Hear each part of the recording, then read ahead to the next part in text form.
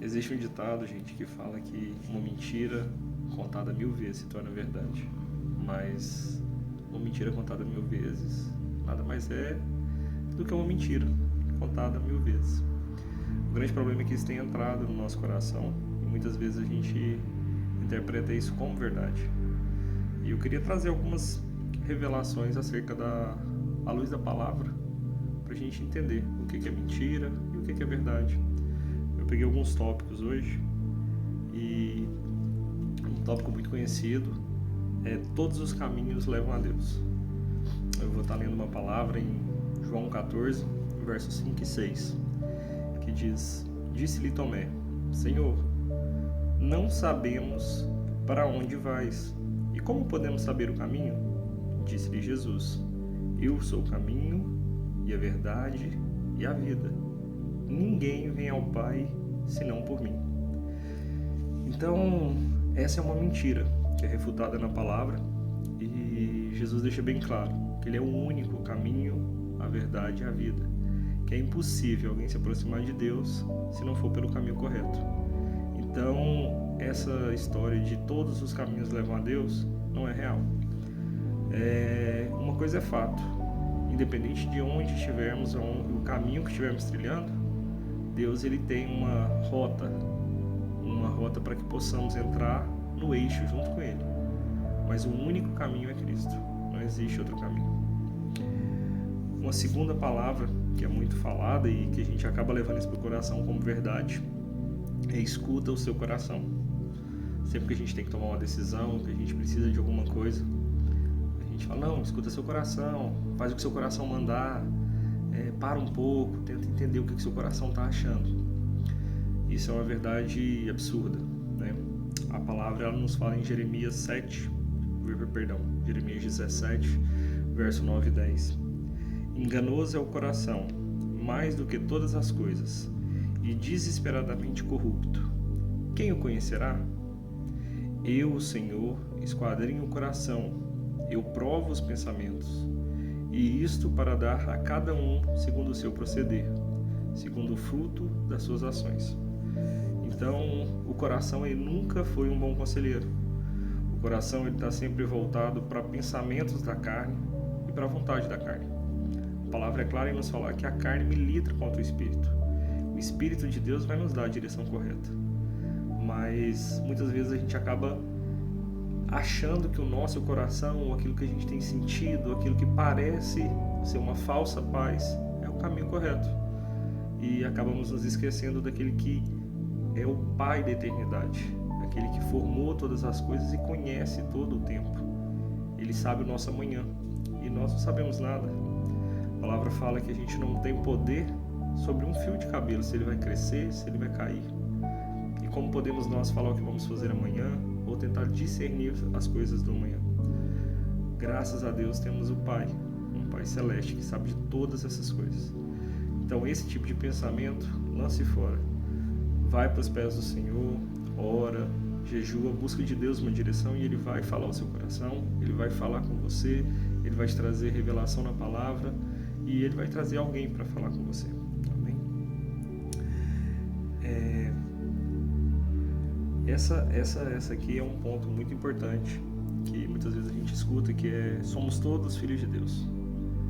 Ah, mas não precisa de ir na igreja, mas não precisa de buscar alguém, afinal de contas, todos somos filhos de Deus. A palavra ela nos fala em Colossenses 1,16 a seguinte frase: porque nele foram criadas todas as coisas que há nos céus e na terra, visíveis e invisíveis, sejam tronos, sejam dominações, sejam principados, sejam potestades. Tudo foi criado por Ele e para Ele. Criado.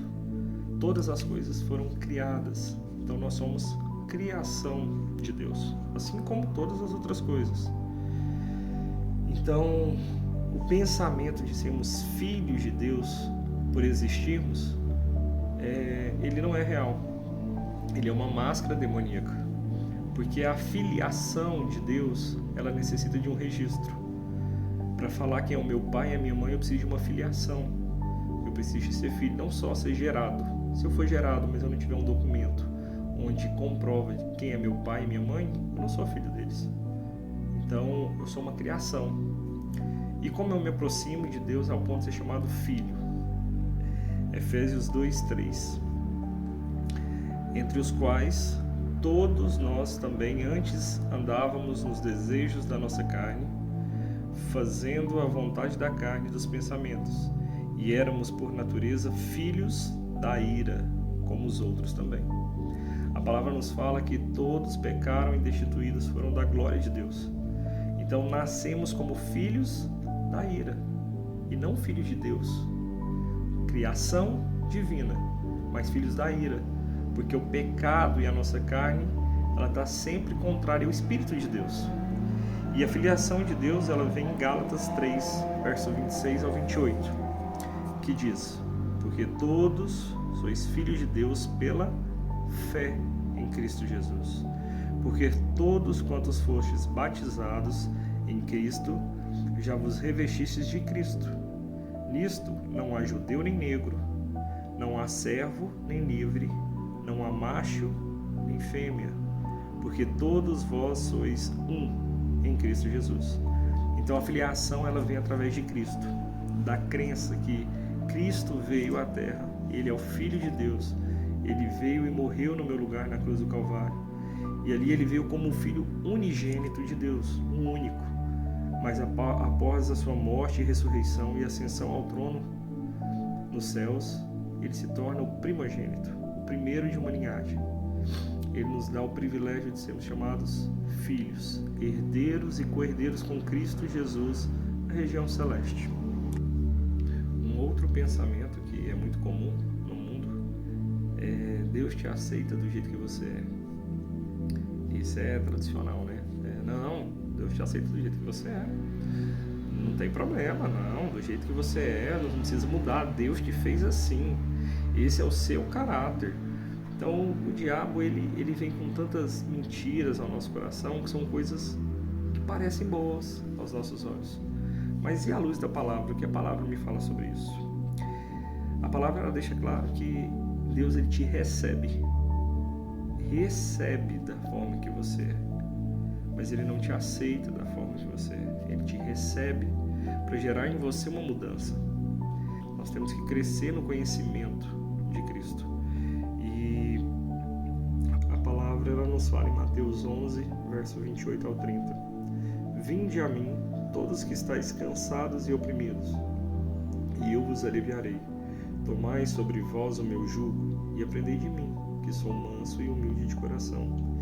Encontrareis descanso para as vossas almas, porque o meu jugo é suave e o meu fardo é leve. Então, vinde a mim, todos. Então, esse é um primeiro chamado. De fato, Deus, ele nos recebe da forma que estamos. Ele não aceita que continuemos da mesma forma, mas ele nos recebe da forma que estamos. Tá, Tiago, mas que passagem que você tem para me falar que ele não me aceita da forma que eu sou? Que ele só me recebe? A palavra em Marcos 8, 34 e 35, ela nos diz o seguinte: e chamando a si a multidão com seus discípulos, disse-lhes: se alguém quiser vir após mim, negue-se a si mesmo e tome a sua cruz e siga-me.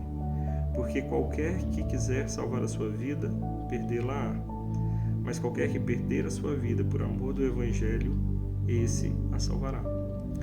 Então, inicialmente a gente tem uma palavra em Mateus que nos fala: vinde a mim todos que estáis cansados e oprimidos, e eu vos aliviarei. Mas depois a gente tem uma palavra em Marcos que nos fala que aquele que quer vir após mim, negue-se a si mesmo. Então ele te recebe do jeito que a gente está. Mas pelo amor que ele tem em nós, e pela vontade que ele tem de ver a plenitude de Deus habitar em nós, que o Espírito Santo habite em nós, que tenhamos uma vida de comunhão e intimidade com ele, ele fala: tome a sua cruz, negue-se a si mesmo. Então é necessário uma vida de renúncia, é necessário uma vida de jejum, uma vida de oração, uma vida de proximidade e de intimidade com Cristo.